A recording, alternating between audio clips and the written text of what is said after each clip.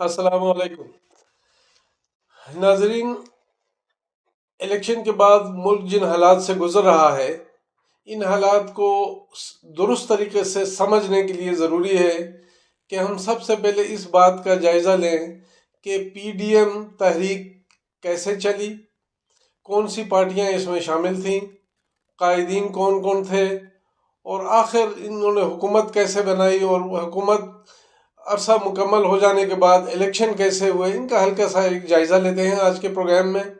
تو سب سے پہلے آتے ہیں پی ڈی ایم کی طرف۔ پی ڈی ایم یعنی پاکستان ڈیموکریٹک موومنٹ کی ابتدا ہوئی 20 ستمبر 2020 میں۔ 20 ستمبر 2020 کا دن رکھا گیا تھا بلاول زرداری کی طرف سے، اور انہوں نے آل پارٹیز کانفرنس بلائی تھی میریٹ ہوٹل اسلام آباد میں۔ اس میٹنگ میں قائدین جمع تھے، ان کی بات چیت ہوئی، گفتگو ہوئی، اور ان سب کا ایجنڈا یہ تھا کہ حکومت گرا دی جائے، یعنی پاکستان تحریک انصاف کی حکومت جو اس وقت چل رہی تھی، وہ سب اس حکومت کے مخالف تھے، اسے گرانا چاہتے تھے۔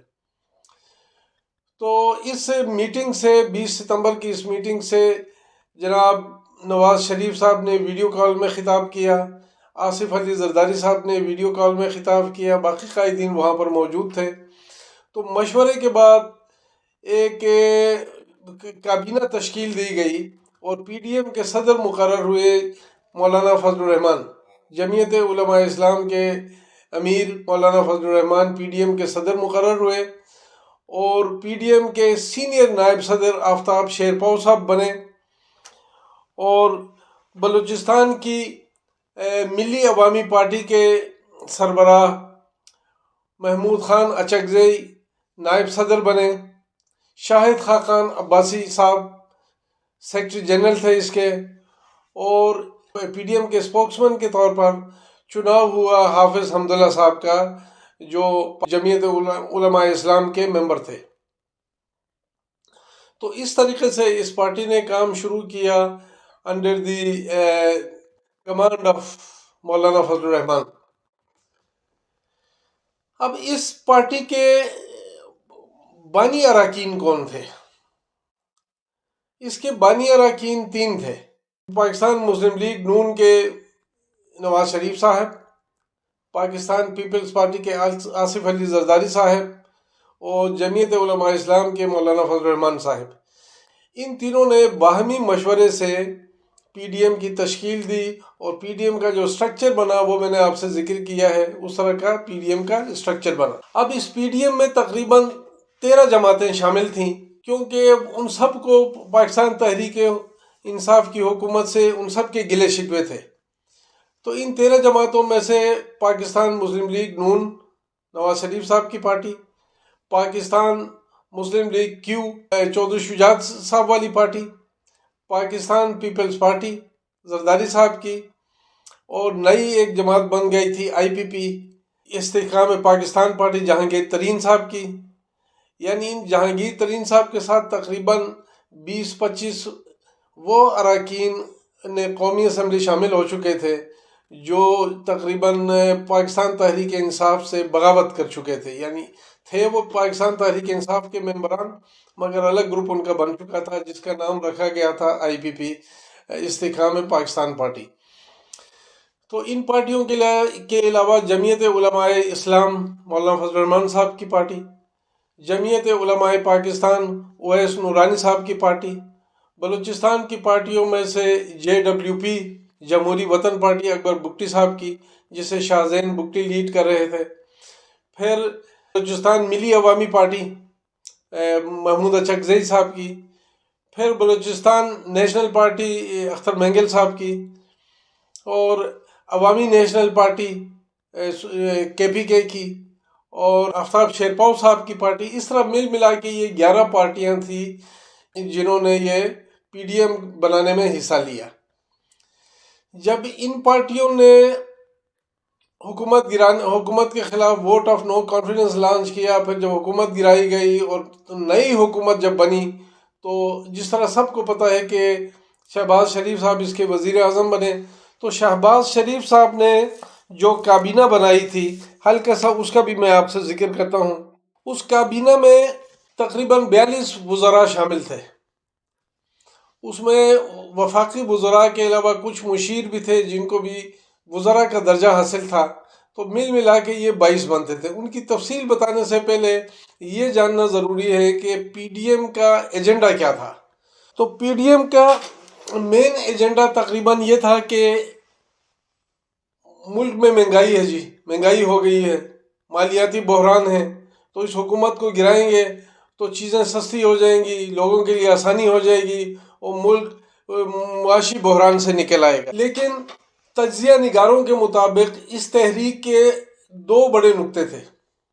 ایک ملک کے اندر لوگ اس لیے اس حکومت کو گرانا چاہتے تھے تاکہ وہ اپنے لیے آسانیاں ڈھونڈیں اور وہ جس مشکلات کا شکار نظر آتے تھے اس مشکلات سے نکل جائیں۔ اور ملک سے باہر کی بعض طاقتیں یہ چاہتی تھیں کہ پاکستان تحریک انصاف کی حکومت ہمارے مفاد میں نہیں ہے، تو اس کی جگہ کوئی اور حکومت آ جائے تاکہ بیرونی دنیا کے مفادات کو بھی تحفظ حاصل ہو۔ تو یہ تقریباً اس تحریک کے مین پہلو تھے جس پہ لوگ غور کرتے ہیں اور جس کا ذکر ہوتا رہتا ہے۔ اب ایجنڈا تو پی ڈی ایم کا یہ تھا کہ مہنگائی مکاؤ اور حالات اچھے کرو، لیکن پی ٹی آئی کا اس کے بارے میں جوابی رد عمل اور تھا۔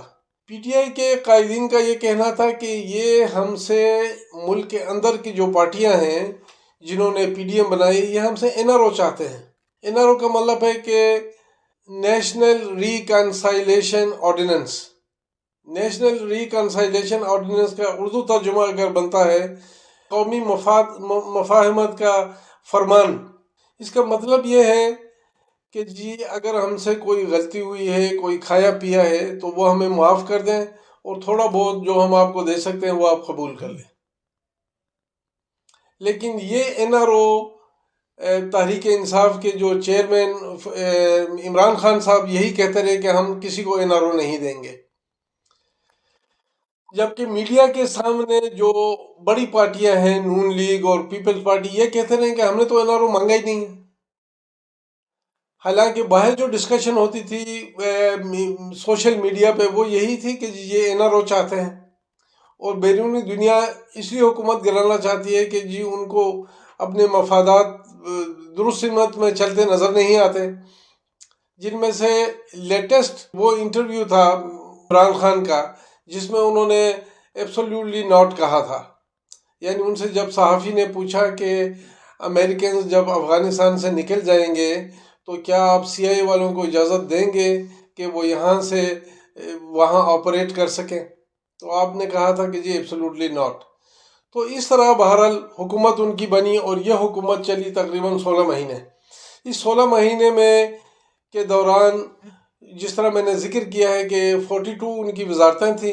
ان وزارتوں کی تقسیم کچھ اس طریقے سے ہوئی تھی۔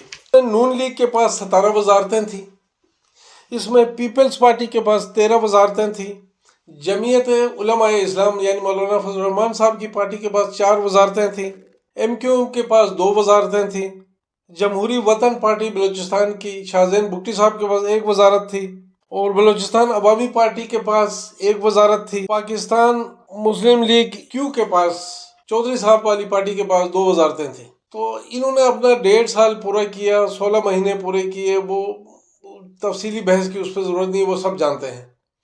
اس کے بعد جب اس حکومت نے اپنا عرصہ پورا کیا اسمبلی کا تو انہوں نے ایک نگران حکومت بنائی اور اس نگران حکومت کے باقی کاموں میں سے سب سے بڑا کام تھا الیکشن کروانا۔ 8 فروری کو 2 مہینے بعد الیکشن کرانے کی بجائے اس نگران حکومت نے 3 مہینے میں بھی نہیں کیا بلکہ 6 7ویں مہینے میں الیکشن کرائے۔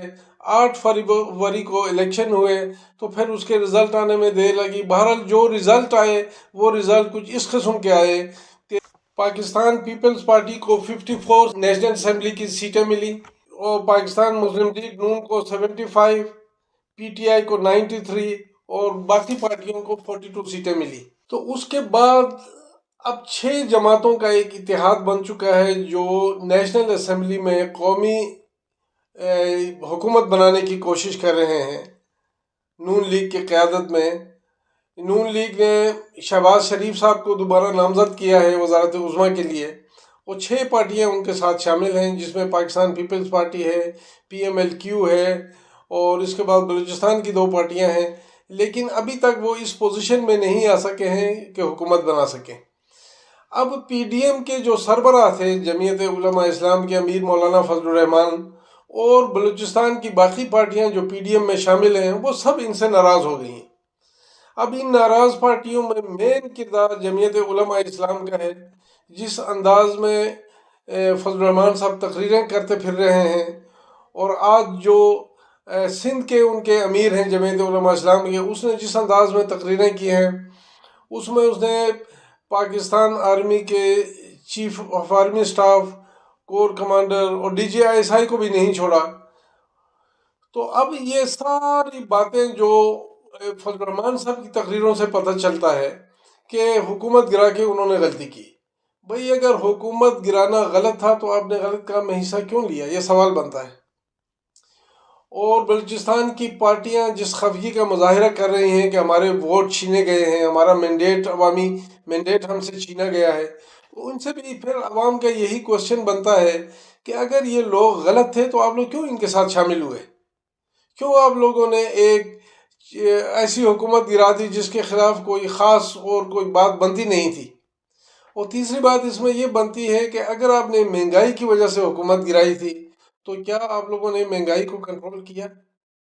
یہ بہت سارے سوالات ہیں جو چلتے پھرتے آتے جاتے ہر چھوٹے بڑے سے جب بات چیت ہوتی ہے تو یہی باتیں چلتی ہیں کہ جی پہلے ان پارٹیوں نے ایک فورم بنایا PDM کے نام سے، حکومت گرا دی۔ حکومت گرانے کے بعد 16 مہینے میں یہ کچھ کر نہیں سکے۔ اس کے بعد انہوں نے الیکشن کرانے کے لیے نگران حکومت بنائی، اس نے کافی وقت ضائع کرانے کے بعد الیکشن کرائے۔ اب حکومتیں ان سے نہیں بن رہی ہیں، اور جو جیت چکے ہیں ان کے بارے میں کہا جا رہا ہے کہ یہ انہوں نے مینڈیٹ پر ڈاکہ ڈالا ہے، اور جو جماعتیں خفا ہیں وہ خفا اس بات پہ ہیں کہ ہمیں ساتھ کیوں نہیں رکھا۔ اب مولانا فضل الرحمان کے پاس جو 4 وزارتیں پچھلی حکومت میں تھیں، PDM کی حکومت میں، اس میں ان کا بیٹا بھی وزیر تھا، وفاقی وزیر۔ اس مرتبہ ان کا بیٹا بھی ہار چکا ہے الیکشن میں، اور مولانا صاحب ڈیرہ اسماعیل خان میں گنڈا پور صاحب کے ہاتھوں ہار چکے ہیں۔ پھر بڑی کوششوں سے انہوں نے بلوچستان کے علاقے پشین کی کوئی سیٹ لی ہے، جس پر ابھی اعتراضات چل رہے ہیں کہ یہ غلط طریقے سے یہ سیٹ ان تک پہنچی ہے۔ بہرحال یہ ملک کے حالات ہیں، اور ہم سب خیر کی دعا مانگتے ہیں اللہ سے، اور امید رکھتے ہیں کہ ملک کے حالات میں جلد کوئی بہتری نظر آئے، اور وہ بہتری پاکستان کے آئین کے مطابق ہو تو اللہ کی بڑی مہربانی ہوگی۔ بہت مہربانی، بہت شکریہ۔